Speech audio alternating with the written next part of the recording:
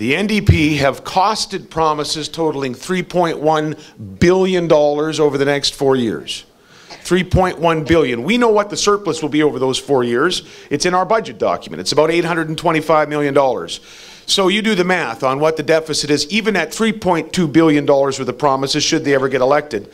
But ladies and gentlemen, here's what's happened in the last week. The Prince Albert Bridge, which they committed to on the 13th of September, I think it was. It's a $100 million bridge. It's not in the platform. It's not costed. We're going to be in PA this week. I think the people of Prince Albert will be very interested in this particular point.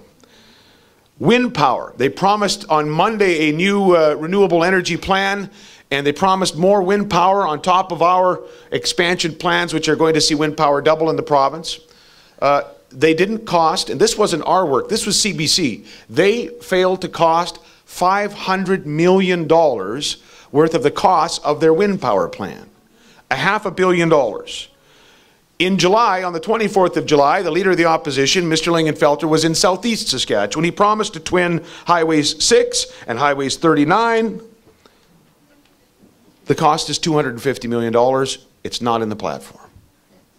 It's not costed in their platform. And then there's the First Nations revenue sharing promise, which Mr. Lingenfelter has refused to cost. The only estimate we can go with is what we've heard from others, some First Nations leaders who said, look, we're 14% of the population, so that's roughly the share of revenue, resource revenues that we'd expect. That's $1.6 billion. So the total is $5.5 billion.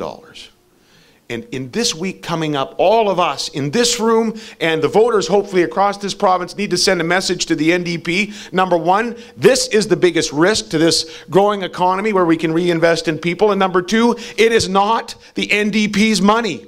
It is your money. It belongs to the people of this province.